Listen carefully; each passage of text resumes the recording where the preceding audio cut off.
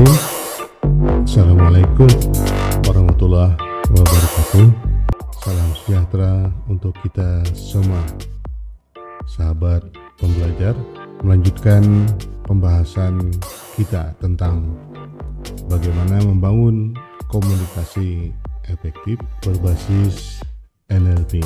Pada video pembahasan sebelumnya kita sudah belajar menggunakan teknik framing dalam menyusun kalimat. Kali ini kita melanjutkan bagaimana menggunakan teknik reframing dengan cara mengubah kalimat yang sifatnya mengubah keadaan yang berbeda dari sebelumnya. Ada kalanya kita menjumpai sebuah keadaan atau bahkan mungkin sering kita temukan keadaan di mana lawan bicara kita memaknakan negatif apa yang sudah kita sampaikan atau pesan yang telah kita kirim dalam bentuk keberatan, ketersinggungan, bahkan mungkin bersifat menyerang dengan kata-kata, atau mungkin karena yang bersangkutan merasa tidak berdaya sehingga tidak merespon pesan atau komunikasi kita yang telah kita sampaikan. Responnya mungkin tidak sesuai dengan apa yang kita harapkan.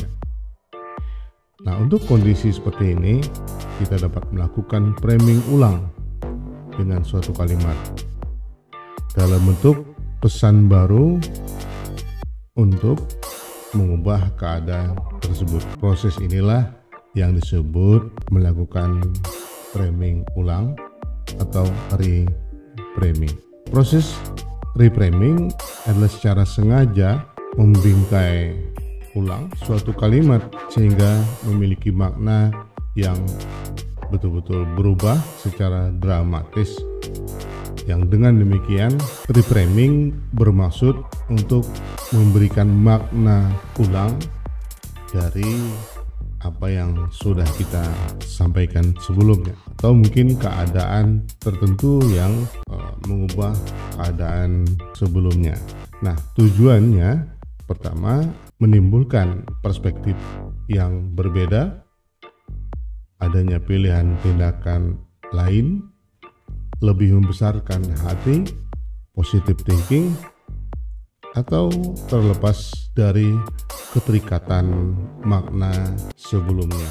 NLP mengasumsikan bahwa seseorang berperilaku berdasarkan apa yang dipersepsikannya mengenai dunia luar, bukan berdasarkan pada realitas yang sebenarnya.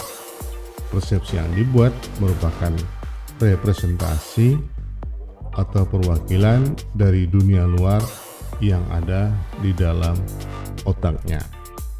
Persepsi inilah yang kemudian disebut dengan peta. Alfred Korzybski menyebutkan, "The map is not the territory," atau sebuah peta bukanlah wilayah yang sebenarnya dari wilayah yang diwakilkannya. Fakta yang kita lihat, kita dengar, dan kita rasakan sesungguhnya hanyalah persepsi kita terhadap fakta tersebut yang dipetakan oleh cara berpikir kita atau otak kita berdasarkan mekanisme yang ada. Persepsi hanyalah sebuah pemaknaan dan penilaian dari diri kita atas sebuah rangsangan atau kejadian yang kita alami. Nah, berdasarkan asumsi bahwa peta bukanlah menunjukkan keadaan yang sebenarnya, tadilah kita bisa menggunakan teknik reframing ini untuk mengarahkan, untuk mengendalikan, bahkan atau untuk mengubah persepsi yang sudah terbentuk oleh lawan bicara kita atau mitra bicara kita. Ada dua jenis framing, yaitu konteks framing dan content framing. Misalnya, sebuah pernyataan, anggaplah kita berkomunikasi dengan seorang mahasiswa. Pernyataannya begini, mata kuliah ini terlalu berat untuk saya, terlalu banyak tugas. Nah, dari kalimat itu kira-kira apa yang terjadi? Mahasiswa sudah mempersepsikan mata kuliah ini terlalu berat. Tapi ada lanjutannya, penjelasannya, ternyata beratnya mata kuliah tersebut diukur karena banyaknya tugas. Nah, dari kondisi ini kita bisa melihat mana yang fakta, mana yang persepsi. Terlalu berat tentu adalah hasil olah data yang ada di dalam otaknya terhadap stimulus yang terjadi. Stimulusnya adalah adanya banyak tugas atau dugaan banyak tugas. Nah, keadaan ini bisa kita ubah dengan melakukan reframing. Yang pertama adalah menggunakan teknik konteks reframing. Untuk itu kita harus mengetahui dulu apa konteksnya dari kalimat itu. Sudah jelas bahwa konteks yang sebenarnya dari kalimat mata kuliah ini terlalu berat untuk saya, terlalu banyak tugas. Konteksnya bukan di mata kuliahnya, tapi justru di tugasnya, di banyak tugasnya. Nah, inilah yang kita coba mengubahnya. Jadi kita bukan mengubah anggapan bahwa mata kuliah itu terlalu berat, tapi langsung menuju kepada konteksnya. Nah, kita bisa membuat konteks reframing seperti ini. Tugas adalah latihan. Makin banyak kita berlatih, membuat kita semakin mahir. Ini adalah counter kita terhadap pernyataan tadi itu, dengan mengubah tugas sebagai latihan, dan latihan yang banyak dilakukan dan semakin banyak latihan membuat seseorang menjadi mahir. Ini menunjukkan ada hal positif yang ingin kita sampaikan dari hasil tugas atau latihan tadi itu, sehingga mengurangi makna tugas sebagai beban, tetapi tugas sebagai cara untuk menjadi mahir. Ini dengan konteks reframing.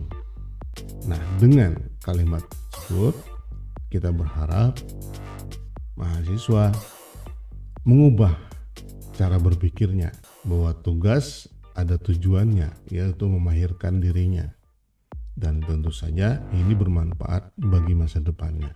Kemudian kita bisa juga menggunakan konteks reframing, atau kedua-duanya. Kita sudah melakukan reframing konteks tadi, tapi kemudian nampaknya belum ada perubahan yang signifikan, maka kita bisa lanjutkan dengan reframing selanjutnya dengan content reframing. Ada dua dua bentuk reframing yang kita lakukan dengan kalimat berikut. Berat atau tidaknya sesuatu hal tergantung bagaimana cara kita menyikapinya atau cara kita memainkannya. Saat pertama kali Anda bermain PUBG misalnya, tentu terasa berat. Tapi setelah beberapa kali mencoba, sekarang malah hampir sebagian besar untukmu digunakan bermain games itu. Nah, pada reframing kali ini kita langsung masuk kepada kontennya, yaitu terkait dengan kalimat berat. Dan kita hubungkan dengan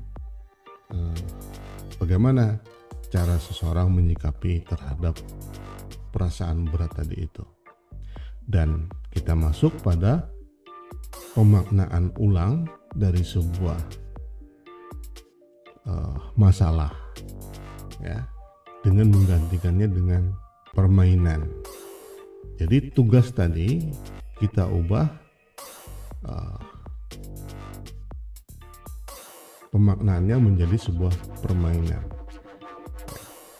Dan kemudian berdasarkan itu kita lanjutkan kalimat itu dengan lebih menekankan lagi dengan contoh sebuah permainan PUBG misalnya. Tentu yang bersangkutan pernah mengalami di awal-awal dia melakukan permainan atau games tersebut sulit atau berat, tetapi ketika mencoba berkali-kali justru malah sekarang ketagihan. Nah, itu kontennya ke sana. Dan perlu kita ingat juga mengapa kita menggunakan tugas itu disandingkan atau diganti dengan permainan. Ingat bahwa kita dalam berkomunikasi harus tetap menjaga frekuensi kita sama dengan mitra bicara kita. Dengan menyatakan suatu gambaran PUBG, di mana PUBG adalah salah satu games yang sangat digemari oleh remaja atau mahasiswa, bahkan ada orang tua yang menyetujuinya. Ini menunjukkan bahwa kita seolah berada di dalam satu frekuensi yang sama, atau dalam istilah NLP membangun kesamaan atau rapport building. Nah, dengan dua konteks, dengan dua reframing ini, maka kita berharap mengubah sama sekali persepsi mengenai mata kuliah ini terlalu berat untuk saya, terlalu banyak tugas. Dengan dua reframing yang kita sampaikan, kita yakin bahwa akan muncul perasaan positif, perasaan lebih berdaya, termotivasi, bahkan menimbulkan ide-ide baru atau inspirasi baru bagi sang mahasiswa, bahwa tugas adalah latihan yang akan memahirkannya, dan itu adalah sebuah permainan. Karena permainan maka dia menyenangkan. Nah, ini salah satu contoh bagaimana menggunakan teknik reframing dalam komunikasi.